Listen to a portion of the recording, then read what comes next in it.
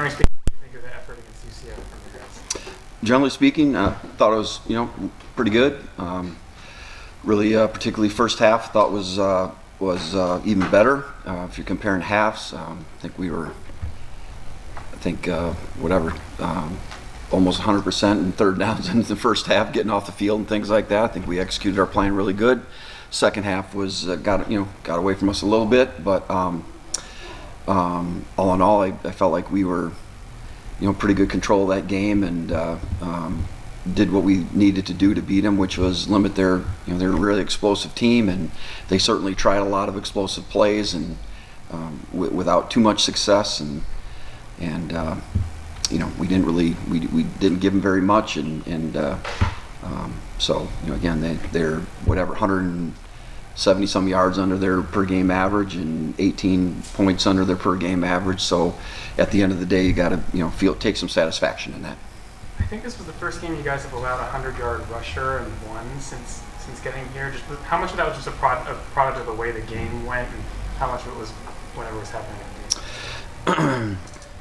Yeah, well, they still ran the ball, I think, 38 times. I mean, they made a commitment to run it, and the guy really had one long run that really probably makes that yardage total, it inflates it a little bit. So again, that's a team that averaged 255 yards a game rushing, and so we knew they were good and explosive, and I think one of the things that was a good result was our tackling was much better.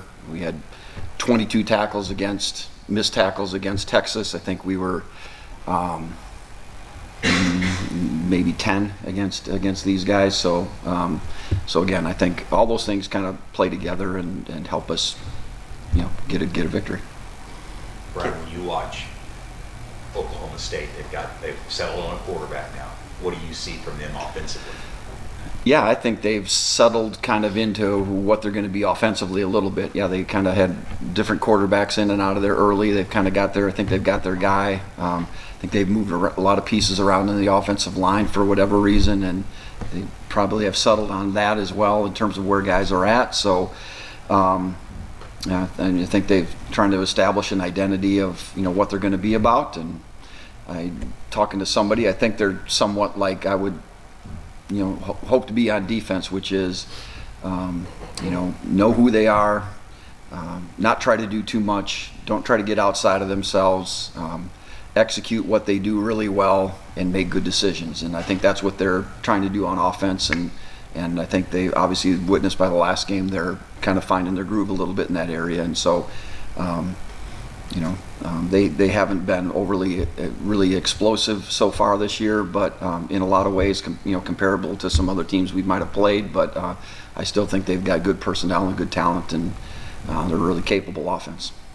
Something Lance talked about on Monday was the depth emerging at linebacker. Can you kind of walk us through that from your perspective? Yeah, I think we play pretty faithfully. We'll play 6 different guys out there every week, and some of them are rotational players. They'll kind of split reps at a position. Some of them are more package players where they'll be in certain defensive calls that we have. So I just feel like it's a kind of the credit to the recruiting that we've done, to the development.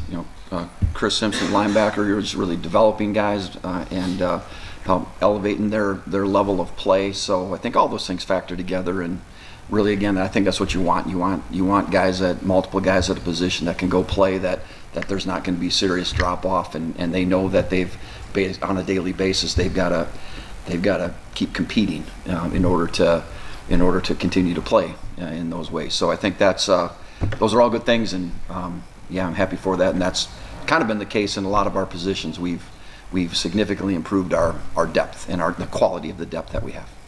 Give Andy credit for this one, but a stat: 17 sacks through 6 games, most since 2009 here. Especially in light of losing Lonnie, how proud are you of that number, and where do you think it's come from most? Sure.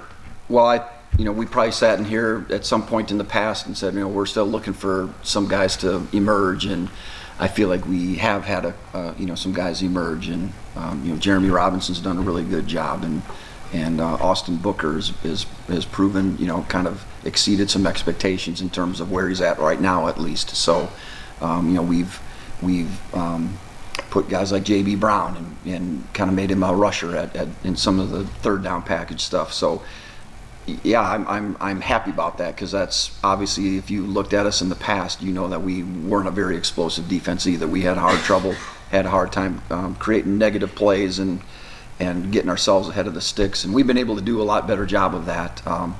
Now we've got to finish the deal, because we've got to play a lot better third down defense than we do sometimes also. But I think we had a good taste of that in the first half, and then in the second half last week we were probably stopped them once on third down. So we've still haven't put that all together yet, but I feel like it's coming in there, and certainly I'm sure that teams that are preparing for us, they need to know that we're doing a pretty good job in that area, and I hope that causes them some concern. I think it's eight different guys have at least a half sack. Yeah. Is there an advantage to that one versus having, hey, Lonnie's their sack guy, we got a key on him? When you can get it from so many different places, does that help you? Yeah, well, sure. Certainly it does. That you can't. I'm sure if you just had one guy, there's all kinds of things you can do with your pass protection you're always turning your protection to that player, so that if one guy gets beat, there's another. You can take a back or a tight end and chip that player so that he's negate some of his rush. So the fact that you can have pieces, hopefully inside but also outside, that you just can't key on one player, I think is what a great advantage, right? And we've got some sacks off of some pressures, but a lot of our sacks come from just straight rushing, which is even better, because then you can play more coverage on the back end and feel a little bit safer and sounder that way too. Just going back to the linebacker thing real quick, Jason had that sack when he chased the quarterback to the sideline. We heard you showed the team the reps of him doing that blitz in practice versus in the game. Just what was it about that made you want to show it as an example? Well, because we always talk every day. I would stand in front of the defense every day at the start of our unit meeting, and we talk about scheme stuff, but we talk about other stuff also. And one of those things is effort and strain and finish and being relentless in those areas. And so, yeah, there was a practice rep during the week, which as we watch it as a staff, and all of a sudden, man, the guy jumps out at you like he blitzed in there, put his foot in the ground, turned and sprinted 30 yards downfield. And so, we commented on that play during the week, is last Wednesday. And then we get into the game and run the exact same pressure, and he blitzes in there and they throw a screen and he puts his foot in the ground and sprints and tracks a guy down from behind. So to me it's confirmation of, hey, if what you develop habits either way, right? So if your habits are this in practice, look, the results are going to be this in a game. And I thought it was just a great for everybody, a good message for everybody about that's it right there, right? That's the standard. That's what we're looking for. So that was really good. When you look at OSU's running back and Ollie Gordon, does he remind you of any facts that you've seen? I don't know. I think he's big, strong, kind of a one-cut guy.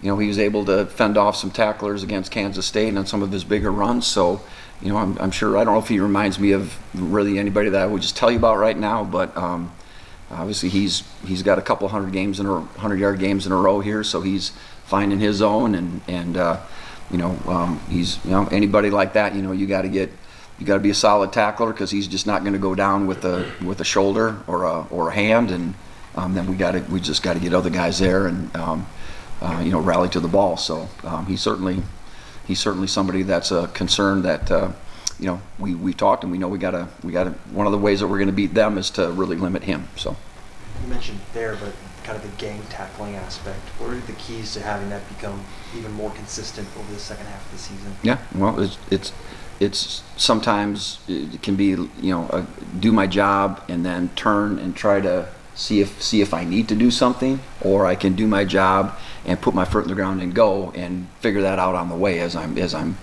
on the move. So I think sometimes that's the difference, is just not looking to see, just go and figure it out when you get there. So, and we got some guys that are hungry. You watch Marv Graham is a good example of, and he'll come out of the secondary every game, and guys kind of stopped up, but he's not quite going down, and he's gonna get a piece of that. So the more hungry the more hungry guys you have that'll do that kind of stuff. To me, that's the nature of defense, and we're getting there. We're getting there.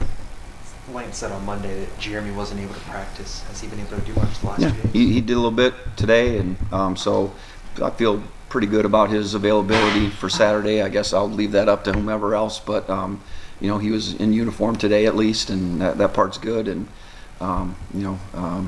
obviously Hayden hasn't been yet, so we'll have to see about that one. But kind of confident we'll at least get part of that crew back and playing, because obviously we need them. So. And obviously on the topic of depth there at defensive end, Patrick Joyner, Dylan Brooks, just what do you think about their progression this season? Yeah, what a opportunity for, too bad for Hayden Hatcher, that he can't play, or if he can't play, but some guys' disappointment is some other guys' opportunities. So hopefully those guys will step up. They've obviously, they get some opportunities. They've done a pretty decent job.